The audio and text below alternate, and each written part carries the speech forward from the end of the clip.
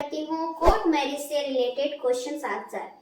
पहला क्वेश्चन ले लेती हूँ कि क्या कोर्ट मैरिज ऑनलाइन हो सकती है या नहीं हो सकती है। तो इसका जवाब मैं देना चाहूंगी नहीं। इसके लिए आपको अपने रजिस्ट्रेशन ऑफिस, जो मैरिज रजिस्ट्रेशन ऑफिस है, वहां जाकर संपर्क करना पड़ेगा, फॉर्म भरना पड़ेगा, खुद प्रेजेंट होना पड़ेगा। उसके बाद ही आपकी कोर्ट मैरिज हो सकती है। यानी कि ऑनलाइन ऐसा कोई प्रोसेस अभी यूपी में नहीं आया है। तो आप ऑनलाइन अगर सोच रहे हैं कि कोर्ट मैरिज हो सकती है तो ये पॉसिबल नहीं है। आप दोनों स्टेशन के लिए मैरिज ऑफिसर के पास आपको प्रेजेंट होना पड़ेगा, तभी आपकी कोर्ट मैरिज हो पाएगी। दूसरा क्वेश्चन है कि क्या कोर्ट मैरिज के लिए माता पिता की मंजूरी जरूरी है। तो मैं बताना चाहूंगी अगर आप बालिग हैं तो इसकी कोई जरूरी नहीं है। हाँ, उसमें 2 गवाह लगते हैं, तो आप किसी फ्रेंड्स को या किसी रिलेटिव को आप एज अ विटनेस के तौर पर प्रेजेंट कर सकते हैं। तो जरूरी नहीं है कोर्ट मैरिज के लिए माता पिता की मंजूरी, और उसके शर्त कि आप बालिग होने चाहिए और जो कोर्ट के निर्धारित नियमों का पालन करते हुए ही आप कोर्ट मैरिज कर सकते हैं। और बात कर लेते हैं तीसरे क्वेश्चन की कि क्या कोर्ट मैरिज करने के लिए क्या क्या शर्तें हैं। तो पहली शर्त मैं बताना चाहूंगी, पहले से कोई विवाह नहीं होना चाहिए, और अगर कोई विवाह हुआ है तो या तो डाइवोर्स हो गया है या पहले जो भी हस्बैंड या वाइफ रहे हो उनकी डेथ हो चुकी हो। क्योंकि उसके लिए आपको वहां पर अगर ऐसा है कि किसी की डेथ हो गई है, आपकी पहले शादी से जिससे हुई थी उनकी डेथ हो गई है या उनसे डाइवोर्स हो गया है, तो उसका आपको प्रूफ वहां पर देना पड़ेगा। तो पहली शर्त यही है कि पूर्व में कोई विवाह नहीं हुआ हो।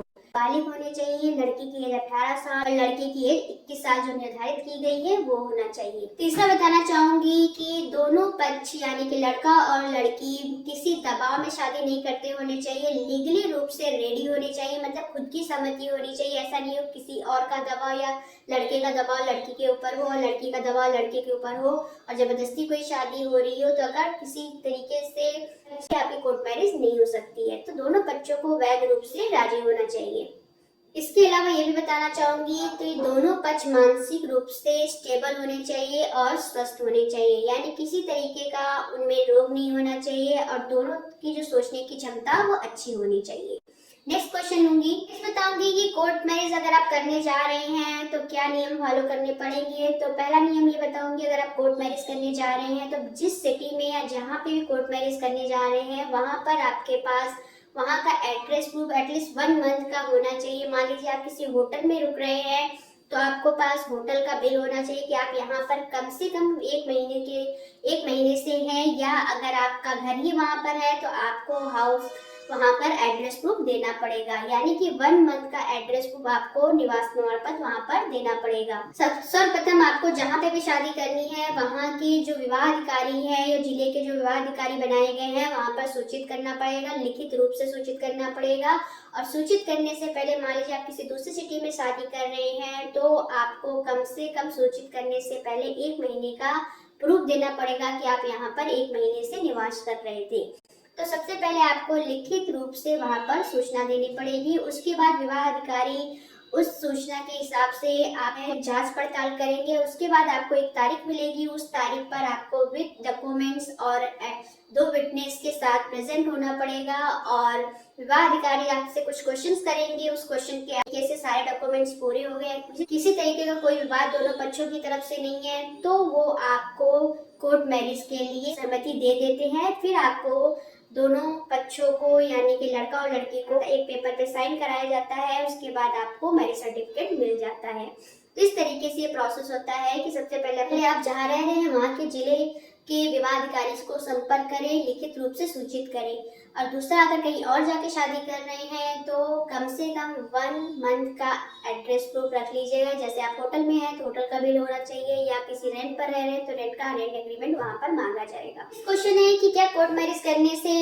पैसे मिलते हैं। तो ये सही बात है कि अगर कोई दलित से अंतरजातीय विवाह करता है, यानी कोई व्यक्ति किसी दलित से अंतरजातीय विवाह करता है, तो उसमें 2.5 लाख रुपए तक आपको दंपति को सरकार द्वारा 2.5 लाख रुपए तक दिया जाता है। उसके लिए आपको आवेदन करना पड़ेगा और उसके लिए आपको जो प्रूफ लगते हैं, डॉक्यूमेंट्स लगते हैं, वो आपको दिखाना पड़ेगा कि आपने किसी दलित से अंतरजातीय विवाह किया है। यह आर्थिक मदद आपको doctor Ambedkar scheme for social integration through intercaste marriage act के हिसाब से मिलता है, उसमें आपको अप्लाई करना पड़ेगा।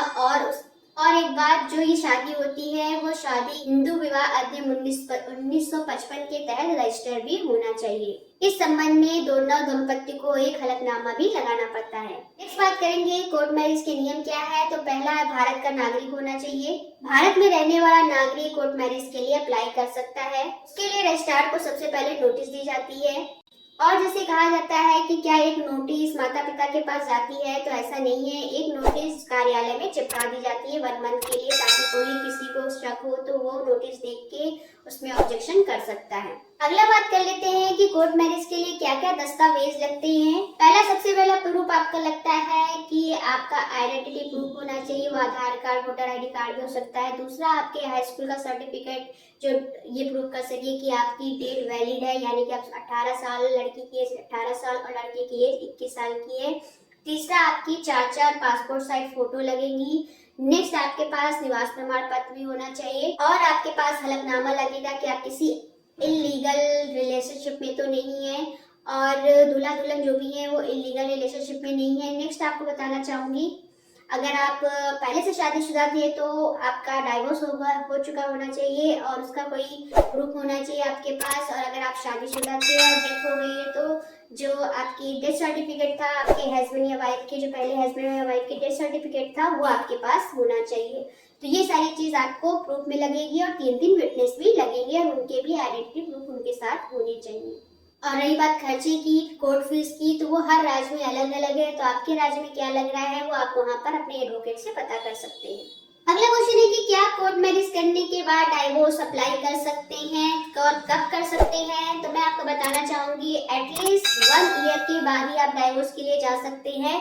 लेकिन कुछ परिस्थितियों में या असाधारण परिस्थितियों में अगर लगता है कोर्ट को कि अब एक दूसरे के साथ रहना मुश्किल है और बहुत ज्यादा प्रताड़ित किया जा रहा है, तो ये समय सीमा को नहीं देखा जाता है, उसके पहले भी आप अप्लाई कर सकते हैं। वैसे मेन कहा गया है कि 1 साल के बाद ही आप डाइवोर्स के लिए अप्लाई कर सकते हैं। अगर आपने कोर्ट मैरिज किया है, अगर आप चाहते हैं कि अगले महीने ही आप डाइवोर्स के लिए अप्लाई कर दे, तो ऐसा कुछ नहीं है। आपको एटलीस्ट 1 ईयर के लिए रुकना पड़ेगा।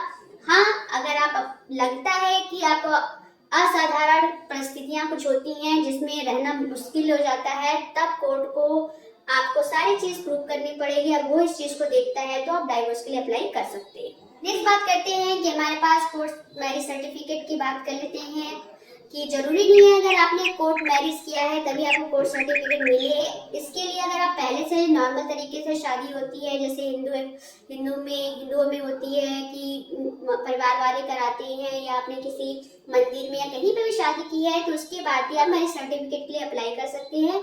वो एक दस्तावेज होता है, उससे ये साबित होता है कि आपकी शादी वैलिड है और किसी तरीके का इसमें कोई वो नहीं है। और ये एक अच्छा के लिए हथियार भी बोल सकते होता है कि अगर लड़का लड़की धोखा देना चाहते हैं तो वो सर्टिफिकेट का यूज करके आप उसको रोक भी सकते हैं। तो कोर्ट मैरिज सर्टिफिकेट के लिए आप हिंदू अधिनियम एक्ट 1955 और हिंदू अधिनियम एक्ट 1954 के तहत आप रजिस्ट्रेशन करा सकते हैं।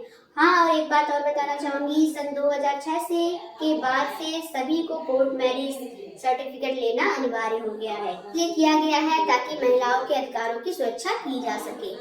अगली बात करूंगी, मैरिज रजिस्ट्रेशन कराना अनिवार्य है। तो मैं ये बताना चाहूंगी, अगर आप विदेश जाना चाहते हैं या कुछ काम के लिए या कुछ सर्विस के लिए घूमने के लिए जाना चाहते हैं, तो आपको कोर्ट मैरिज सर्टिफिकेट की जरूरत तब पड़ती है जैसे पासपोर्ट के टाइम पे, वीजा के टाइम पर, और जैसे आप किसी कंपनी के थ्रू बाहर जा रहे हैं और मैरिड हैं तो भी आपको कोर्ट मैरिज सर्टिफिकेट की वहां पर आवश्यकता होगी। तो इसलिए ये सारे बेनिफिट्स होते हैं कि आप कोर्ट मैरिज सर्टिफिकेट का बनवाना अनिवार्य हो जाता है। आजकल नए बैंक अकाउंट खुलवाने के लिए भी कोर्ट मैरिज सर्टिफिकेट की जरूरत पड़ती है। तो गाइज, आज मैंने कुछ ऐसे क्वेश्चंस लिए थे जो कोर्ट मैरिज से रिलेटेड थे और लोगों के दिमाग में आते रहते हैं और लोग कंफ्यूजन की वजह से कोर्ट मैरिज के लिए आगे नहीं बढ़ पा रहे हैं, तो इसलिए मैंने क्वेश्चंस लिए थे। आई होप आपके लिए हेल्पफुल हो। तो गाइज, अगर आज का वीडियो आया तो वीडियो को लाइक करना, सब्सक्राइब करना और बेल आइकन पर क्लिक करना मत भूलिएगा। धन्यवाद।